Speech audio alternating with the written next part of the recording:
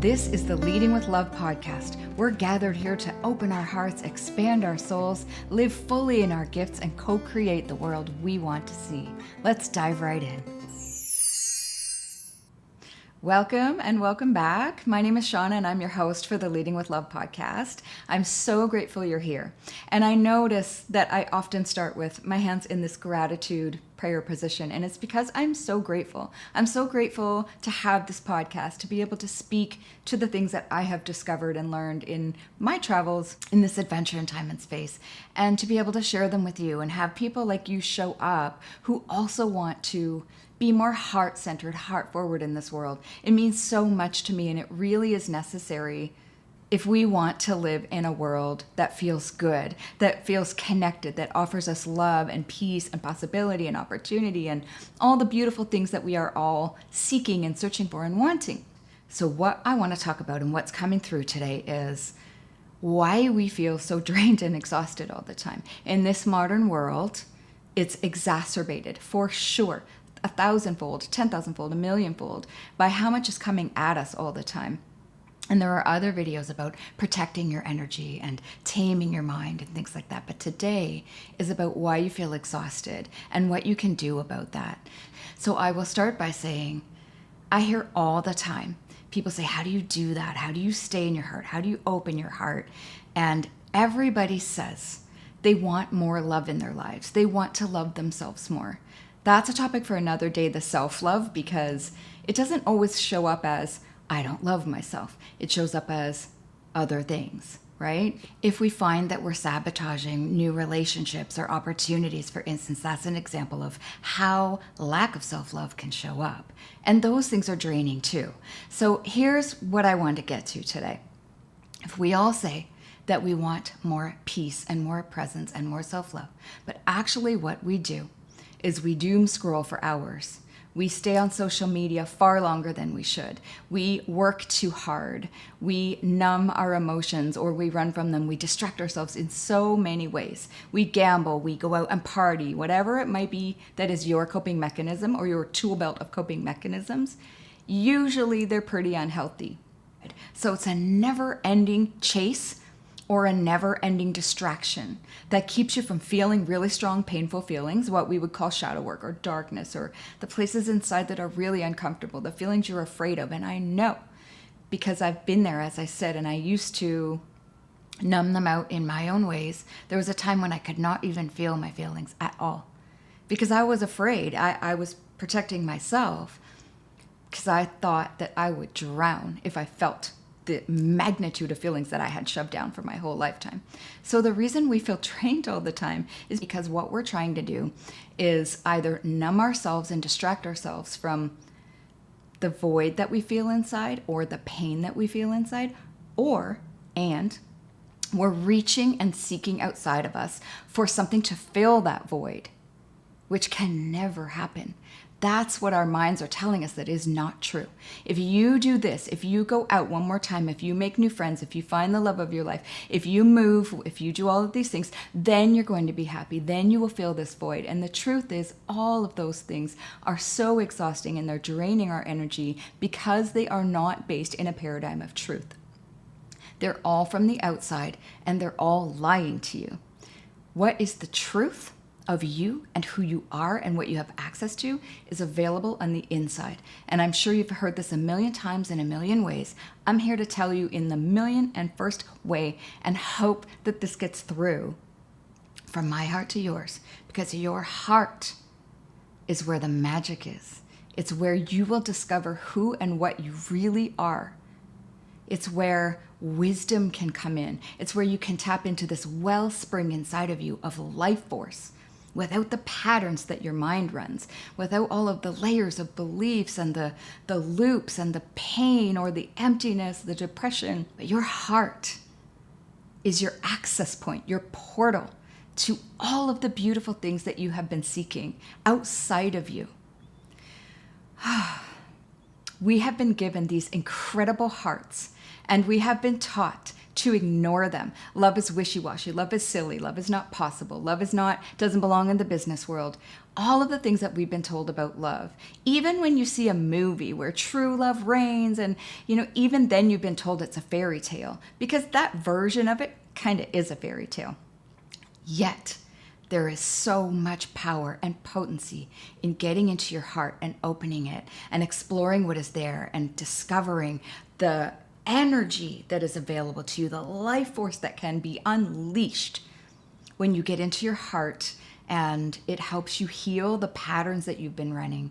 And there is this phenomenon that occurs where you can see, once you've been doing this for a while and you know what it feels like to have your heart open and to be in that open, spacious, gracious heart space, you start to see the patterns. You start to see what your mind has been running and the lies that it is telling you, that society's been telling you, the voices in your head that aren't even yours. And it kind of becomes a little funny. But the beauty of that is that you can see it for what it is, instead of thinking this is just how things are and running from them or hiding from them or just always being in pain or always feeling empty. Your heart is the source point for everything you have been hoping to find and everything that you've been hoping to feel.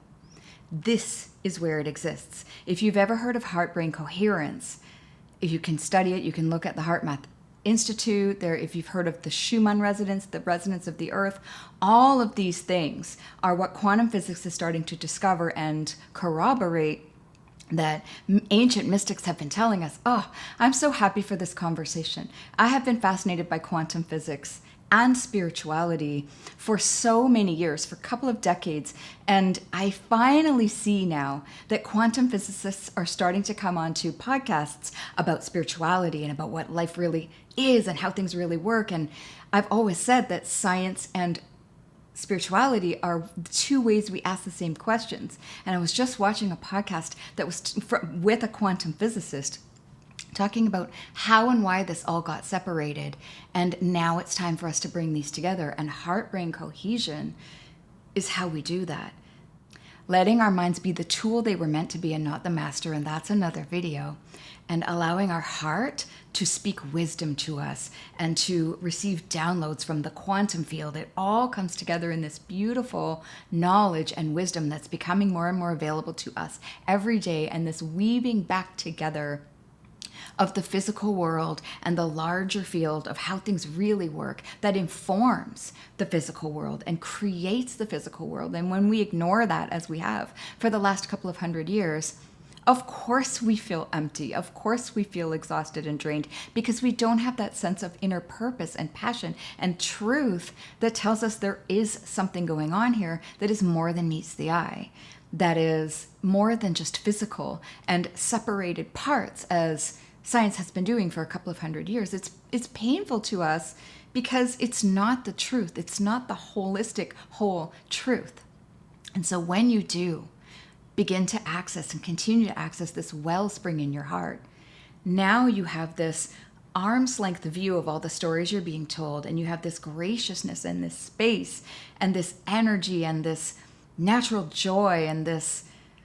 It's like a perception change or perspective change. It's like being in a different universe on the same planet.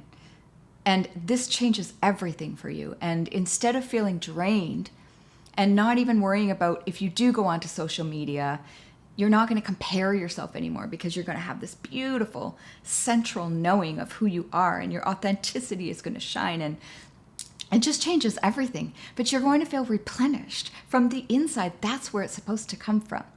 You're not going to have a void that needs to be filled up anymore. You're going to feel nourished. You're going to feel replenished. You're going to spill over with the energy that you've been searching for. And that impacts everyone around you as well. So the heart is the answer. The outside is not. And your world will begin to reflect this.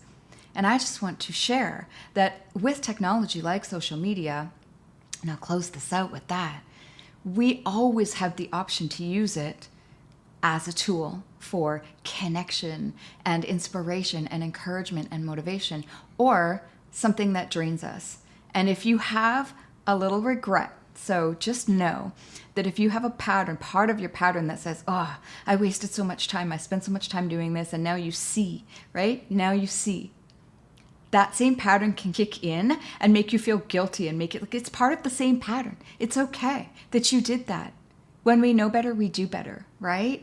And we've been afraid of the darkness without realizing and without knowing experientially that when we shine the light of our heart and our soul and our spirit and our purpose on that darkness, it dissipates. It does. I am telling you it does. I've done it so many times and I've accessed this beautiful space, and I want you to know it and I want you to feel it. I want you to experience it because it is so beautiful. It is the juice of life. It is what we are meant to feel like. It's so much better. So I hope that you will join me. I hope that this invites you and inspires you and gives you permission, whatever permission you need, to sit with yourself, maybe watch some of the other videos here or elsewhere on how to get into your heart.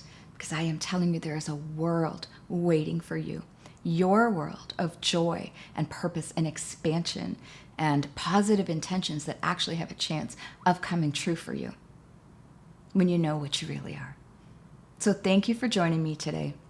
I appreciate you more than you can ever know. And I hope you have the best day.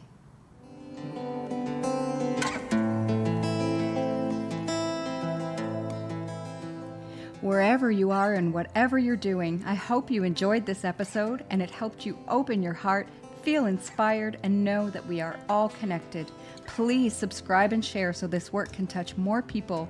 This is how we co-create the world we want to live in. Thank you so much again for joining us, and talk to you next time.